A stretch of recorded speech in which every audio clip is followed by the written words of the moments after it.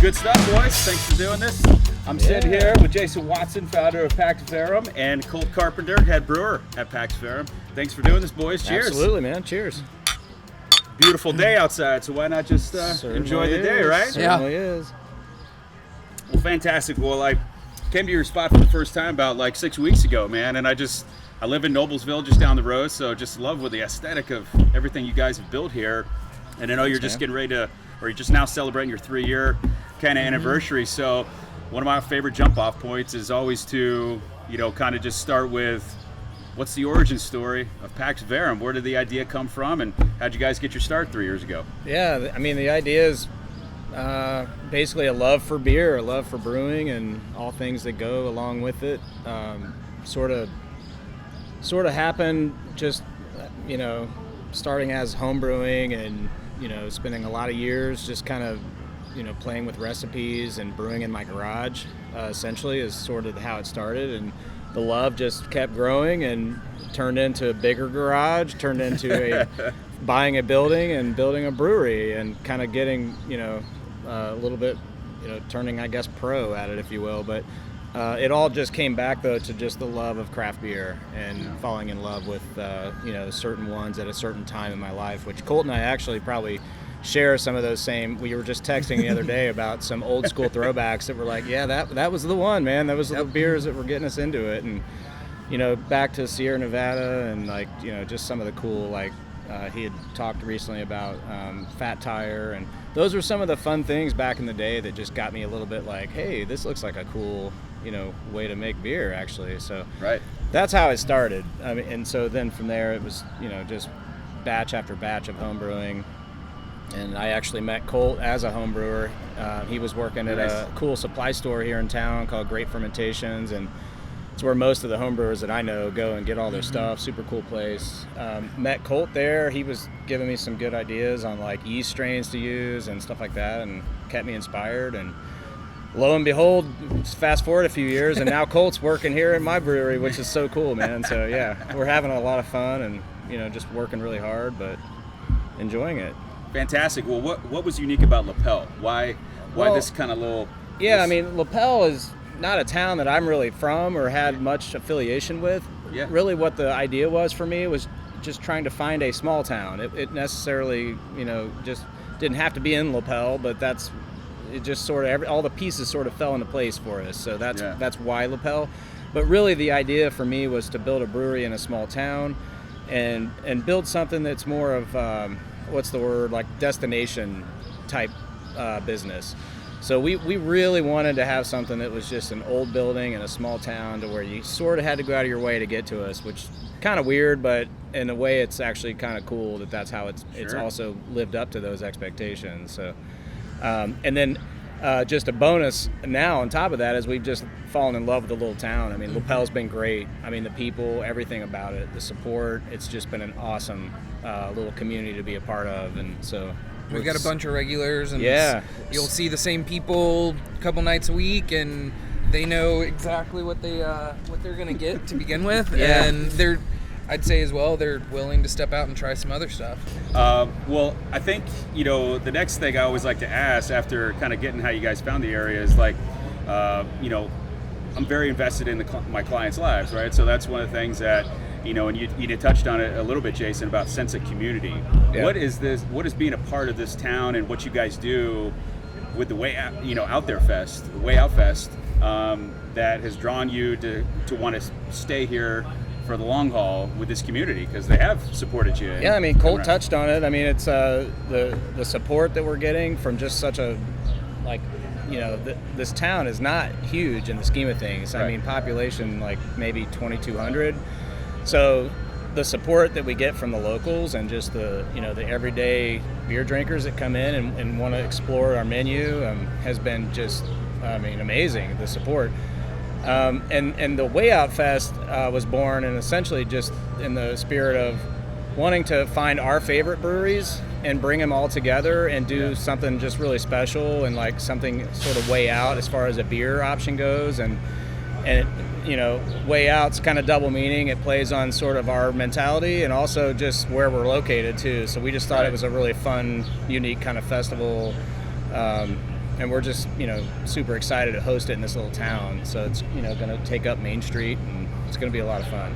That's really fantastic. Yeah. I mean, it's, you know, and Way Out has a different meaning. I mean, creativity is a hallmark of this entire universe of craft beer, right? Absolutely, yeah. How did you guys come up with the name of Pax Verum? And then, Colt, expand on how you've come up with some of the names of your lineup. Well, I'll start with the name, and then Colt will be able to kind of elaborate on some of the beer names probably too. But we get asked this a lot because it's a really unique, you know, kind of just different name. I mean, so it's Latin to begin with, and it all started mainly just because, just, you know, trying to be different and trying to come up with something that was just really unique. And so we kind of chose Latin just because it was different and maybe a little artsy, I guess, if you will. But Pax Verum simply means, you know, true peace is what it means. So Pax, you know, meaning peace, and Verum is there's a lot of derivatives of Verum in Latin, but you can sum it down to,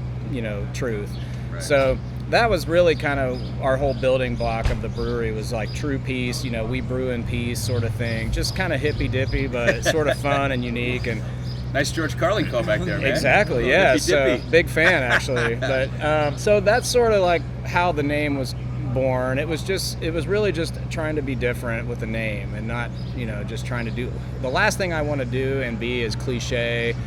I'm not trying to, you know, have a brewery that, you know, because we're in Lapel, we name every beer after a bulldog or something like that. We're really just trying to be very unique and different. And so I think we're everything in that. So that's the name. I mean, that's what it is. It's not more complicated than that. It's just different, and, you know, and it's something that I happen to kind of believe in and live by. So sure. And then the beer names sort of come from all over. I'd say a lot of them. A lot of the last year, maybe even two, have some roots to some music in some form or another. We've also got, you know, some of the old, like the originals, Motorboat and Nectar of the Gods and Reptilia. Those sort of stemmed out of Jason and Doug, one of the other owners, like home brewing. So those are sort of cores. Is, you know, we didn't decide to change them once we, you know, started a brewery, because it already was a thing. So now we're drinking Perpetual Spiral, which really wasn't any musical reference. It just was like sort of just a we were just trying to find an infinite type name, and, you know, Perpetual was sort of the infinite part, and then then it's like, well, you know, how about we spiral into a perpetualness, and that's sort of like just weird stuff like that's how we sit and come up with names. Sometimes it depends on the mood Colt might be in. He might throw out a name. It's like, heck yeah, dude, that's pretty cool. And it's moods I'm in, or it's an album I'm listening to. It's just weird stuff like that. And so there's no blueprint for how we come up with a name, essentially. Like one of the last ones that we actually sort of came up with together was, I wrote a new recipe for a hazy pale, like small hazy IPA, and brewing it for the first time, got music on, and put Bright Eyes on, digital ash for digital urn. Yeah, there's a cool album, and double album called that. We were like listening to it, and it was just, that's the name. And then we did a variant of it that then became Digital Ash, and so it was just this like interesting way to like, oh, this is a really hitting right now, and we're listening to it as we brew it, and just sort of felt right. So. And that's the fun, and I mean, that's sort of what it's all about. I mean, we're very music centric here too. Sure. I mean, I will say, like, most of everything that motivates the tap room is very music centric. So we have 0 TVs. That was always part of my plan. I wanted no TVs in this thing. Oh, awesome. We have a projector that we use maybe once a month, and it's, I think Kentucky Derby was the last time we rolled it down. And about I was here for that. That was 20 great. minutes later, we rolled it back up. So I mean, we have a, you know, time and a place for all that stuff, but we really wanted to build something that gets people talking and communicating and hanging out over the love of beer, and not the love of whatever game is on, or, you know. I mean, those places are great, and, you know, I'll go to them, but I wanted a place that was just, sort of just beer and music centric, and that's what we're doing here. Sense of community, right? Sense of community, and that's so oddly enough, a lot of our names sort of come out that way too. So if you really look into the names, you'll find that a lot of them have something to do with some sort of band or lyric or just whatever we're feeling particular day. So yeah, makes sense. Or how a beer hits. Yeah, and we decide we had a name going into it, and then that tastes not like that name. Let's brainstorm something else, because you gotta go with how you feel on it. So. Well, that leads me into my next question. As you kind of tinker with stuff, obviously your lineup is full of your successes, right? But Colt, this may be more of a question for you as the main brewer here. Is have you ever thought of something, maybe looked good on paper, kind of thought the blends would, come together well, and then when you taste it, it's just kind of dead on arrival? So give me an example of maybe a failure that led to a success. I know one immediately that comes to mind. Go for it. Well, Karmic Wealth, I feel is a great one. So this actually is really recent. This was this winter. So one of our cores is Cloud of Judgment. I say core, it's constantly in rotation, but if it doesn't show up, I'm fine. It's gonna be around every 2 weeks, basically. So I set out to brew it, and we get our yeast from Imperial Organic out in Portland, Oregon, and then the nation gets hit with a snowstorm and ice storm, and it's supposed to be overnighted to us, and it's not.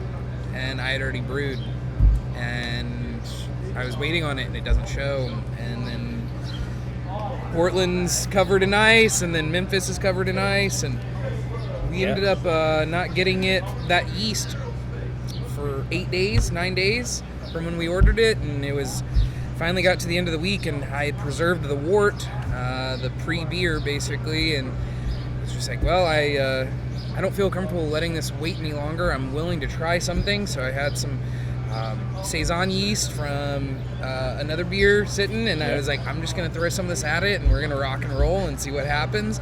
And he's out doing deliveries, and I'd call him and tell him, I'm about to do this. He's like, okay. Yeah. And then we tasted it a couple days later after it finished out, and I was like, we're throwing fruit at this. We're gonna sour this as well, and through our process that we do, and it was just built on top of each other. And then the name was funny. It's Karmic Wealth, and I actually, every time he had typed it, I read Karmic Wrath, because in my mind that beer just had laid wrath to me. And actually should have been called Karmic Wrath. It'll get you. It's 9.6% pineapple and pomegranate. It's a bad boy. It sneaks up on you. Super smooth. But man, what a success though, out of a batch that we really had no idea how we were going to salvage it. Yep. Just due to Mother Nature and logistics. But it's an amazing beer, and that one's literally a mistake. I mean, maybe it wasn't our fault, but still, it was a batch that we weren't sure what we were going to do with. And so the worst thing you can do is, as a brewery, is make wort and have to dump it down the drain, whether it was due to a fermentation issue or you had lack of yeast. That's on our end. Before it's fermented, we're talking, $1,000, but once it's fermented and the revenue, we're talking tens of thousands of dollars. So those are, I would have rather dumped it if I didn't have any yeast, but I was like, I think I can make something out of this, because my brain's going all over the place. And it's oddly enough now one of my favorite beers. I know partly too because I know it won't be around much longer, but and we'll brew it again, I'm sure, but also just because it's so nice and smooth on a warm day, especially. Like today, actually, it's a great beer for that. So happy accident then. Right. Happy accident. So there's one for you on that. Well, I love it, man.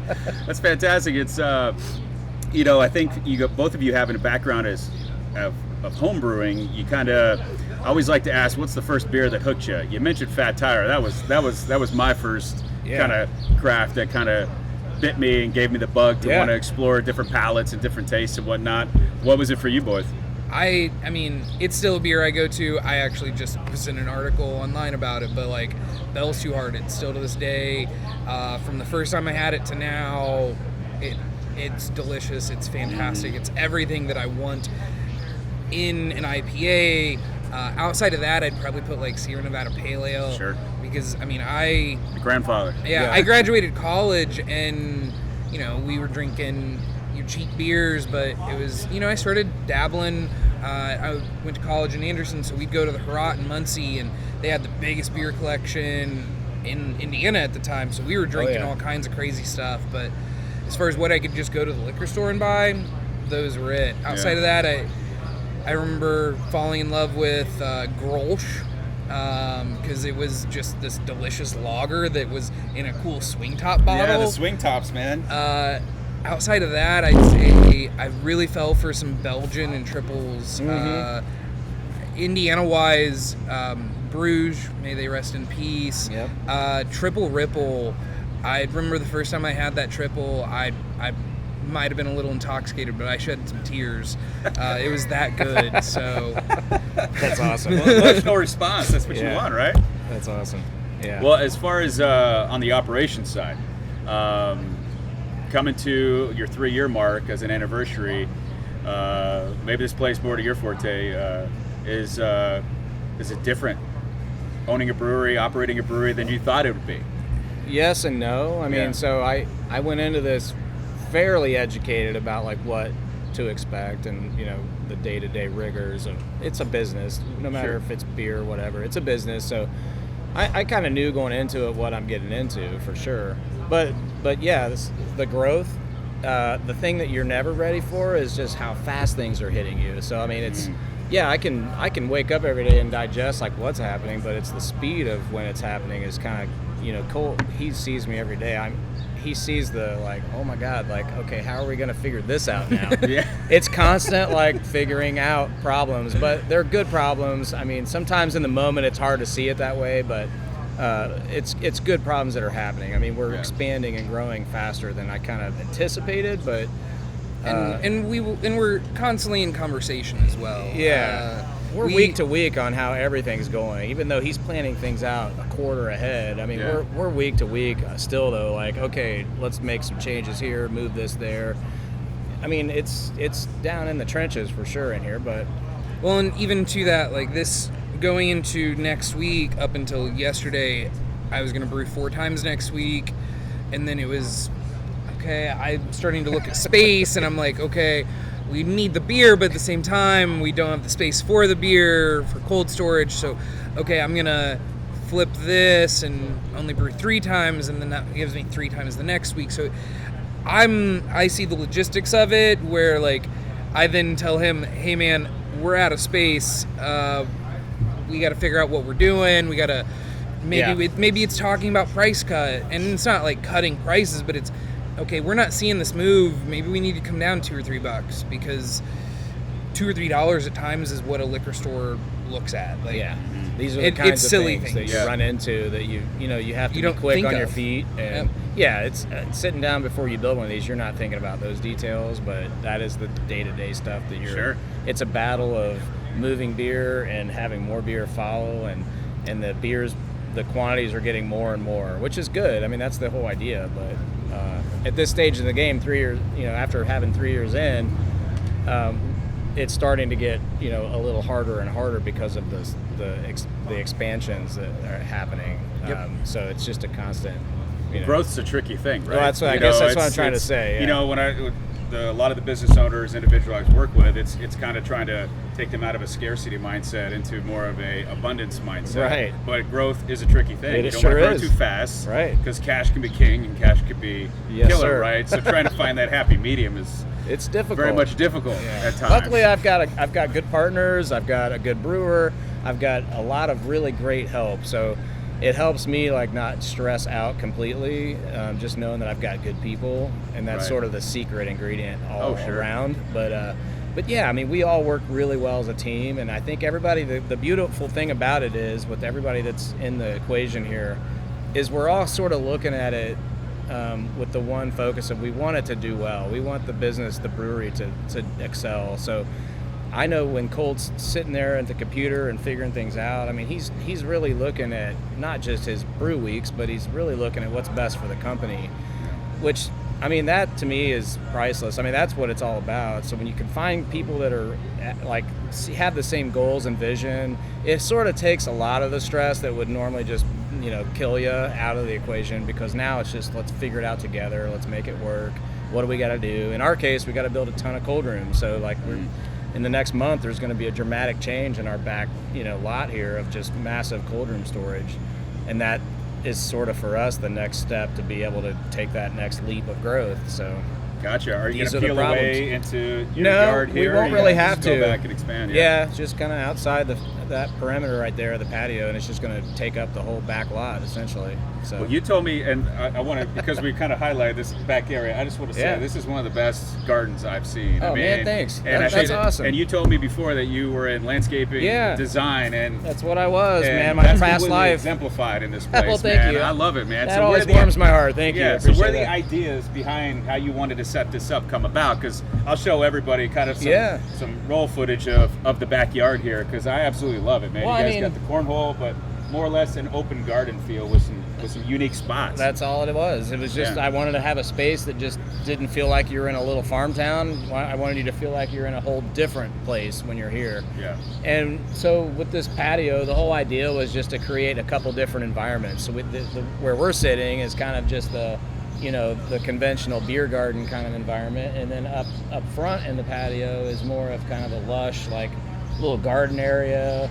It's got, high top table seating and a stage for our bands and things like that. And so it kind of two different little environments back here was sort of what I was trying to do.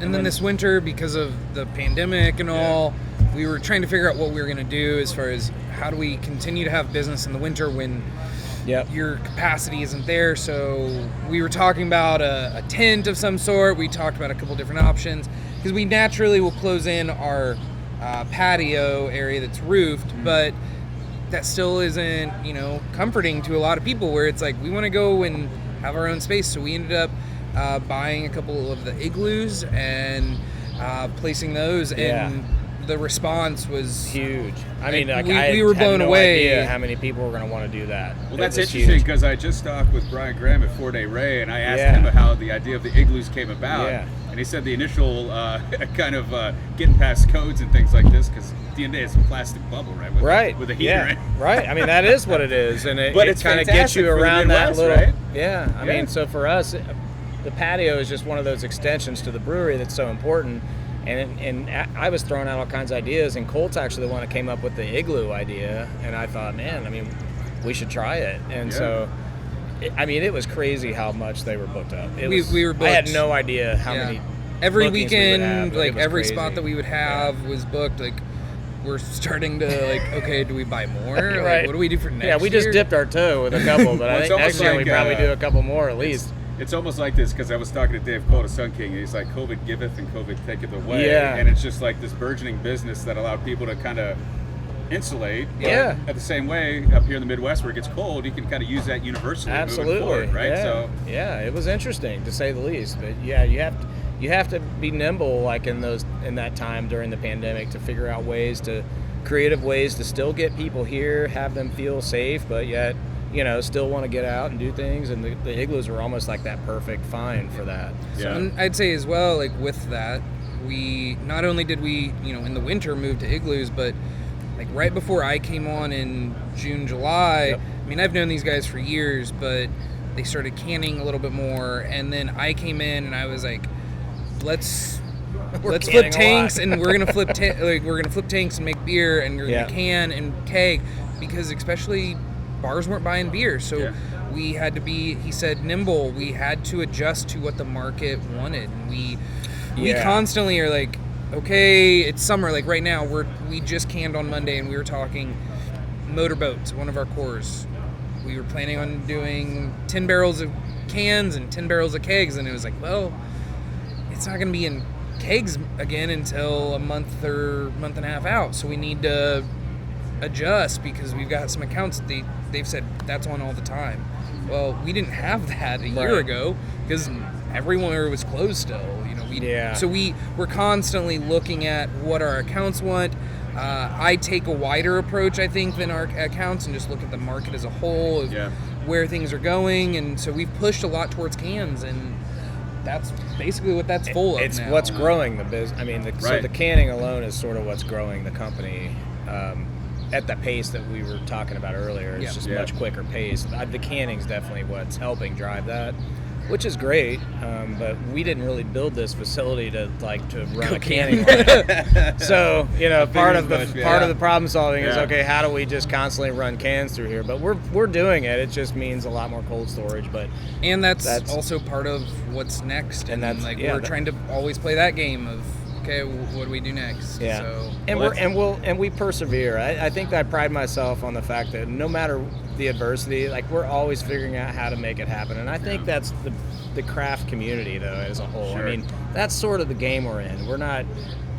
You have to be able to just figure out ways around whatever obstacles are happening and solve it. And it's sort of what we do. That's fantastic. Kind of the fun and the love of it, honestly, because it's not for everybody. You gotta be sort of, get that wild itch, man. Yeah, you gotta be ready to get in there and just the grind. I mean, but at the end of the day, it's rewarding. We're drinking a beer now. Looks like we need some refills, but this is what it's all all about. So, gotcha. We want to take a pause, get a refill, and then absolutely, a couple more questions, and we'll wrap it up. I love it, man. Sweet. All right, we'll come back in. Cool. Here. Good stuff. So, coming back to kind of the heart of what you guys are trying to do with the different blends and beers and styles and whatnot, any of the trends that you're seeing in the space kind of make you kind of tick your head a little bit and go, why are they doing that? Or is there any that you kind of like the momentum behind them? I mean, that's tough. I can say, so we do a lot of the New England IPAs, the hazy IPAs. We dabble in the milkshake style, and a hazy IPA I've learned to appreciate. I came to grips a couple years back in my brewing career that just because I make it doesn't mean I have to love it as a beer, but I have to believe in it as a product. As far as it's got to taste good, I'm not going to put something out that I can't at least be okay with my name being on. So now that I'm here, that's the same thing. There's not a PAX beer that I'm willing to let release if I'm not okay with it. So that hazy side of it has taken me a while, but milkshakes I'm not a big fan of. So we used to do Bitch Be Cool, which was a Pulp Fiction reference, but with our growth, we decided to rename and rebrand. So we've got it's now little differences because each version is a little bit different, and it allows me to play with hops and try things out and different fruits. But that's one that I can appreciate what I made, but I'm not gonna be, I might drink 8 ounces of it and call it good, but I'm not gonna be drinking a pint every day. Gotcha. I'm not big on the smoothie style, and I know that's been big for the past, couple years. 450's got something going for them, and that's cool, but it's not anything we care to be a part of. I do fruit beers, but I'm not going to overly fruit. I want the beer to still be a beer. I don't want to drink puree. And that's where a lot of the industry, not a lot, but that's where part of the industry is at, is producing these beers that are overly sweet and overly fruited, and I'm good. I'd rather sit back and drink a Pilsner or a lager or Belgian Saison any day than drink some massively fruited beer that I can barely swallow. Understood. Now they're starting to see this trend where it seems like once a brewery reaches a certain size, they start to change over from brewery to beverage company. You're seeing groups bring out distilleries, you're seeing groups bring out the seltzers and everywhere in between. You guys have any visions of wanting to bring out something other than craft beer and kind of enter into that kind of... Yeah, we actually just a month ago now, rolled out our first seltzers. Okay. So our seltzer line is called Day Spa. It sort of just came out of just us making it. The backstory is I was laid off from the brewery I was at previously. I live in Anderson. I know these guys, and I'm texting Jason like, hey man, we need to make a seltzer. And so it was my COVID project. I was laid off of work. Gave me a reason to come in and wake up in the morning, come in and try to figure something out. And so we did a couple iterations, finally started dialing it in, and seltzers are crazy because you have to rethink the whole science. Sure. But then also the TTB, which governs us, doesn't touch it. So they're like, we won't let you do it, but the FDA will. So I then have to pay and get lab samples sent, and it's a whole other thing that me as a brewer, me as a brewer, I was like, okay, looks like I got to learn. And so if you actually look at our seltzer cans, there's an FDA label on it that states calories and all of the things that would be on, you know, a soda can or anything like that. So yes, we're tracking towards a beverage company, I guess you could say, quote unquote, but ultimately we're always going to be a brewery. The seltzers it was more so I started it and I wanted to have fun learning something new and stretching my brain and giving myself a reason to wake up. So I've got a couple in test fermenters that might make the cut and get sent for samples, and we might end up and do a mix pack where, you know, I'm still going to constantly play with them, introduce some new flavors. It just sort of depends on where we go. Distillery, I'd love to, but I doubt it. It's as you can see, we are already a super small space, and sure, that's not going to happen here. Now we could grow and decide to do that, but I don't see it at the moment. Gotcha. With the area that you guys are in, it's almost likened to when I go down to Taxman in Bargersville. Kind of got this like city block that's it's become their communal place, right? Do you guys see, or would the community be open to you guys kind of expanding in and around and back around to where your current location is? So we are in the process of trying to make a kitchen of some sort happen.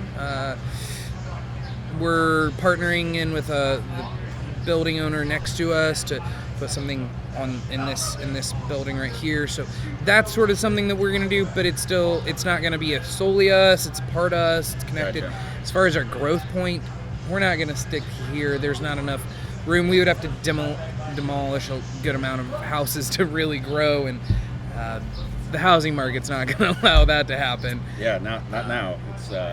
It's interesting times. Well, last question for you, Colt, is I do this with every client I sit down with for the first time, is just to ask them, what do you want to accomplish in the next 3 years? That if we were to sit down with a podcast again, and it could be professionally, financially, emotionally, but as it pertains to you guys and what you're doing here at PAX Verum, if we sit down 3 years from now and look back on and say, what do you guys want to accomplish, then that we can say, hey, you guys were on the right path, man. You're rocking and rolling. Yep.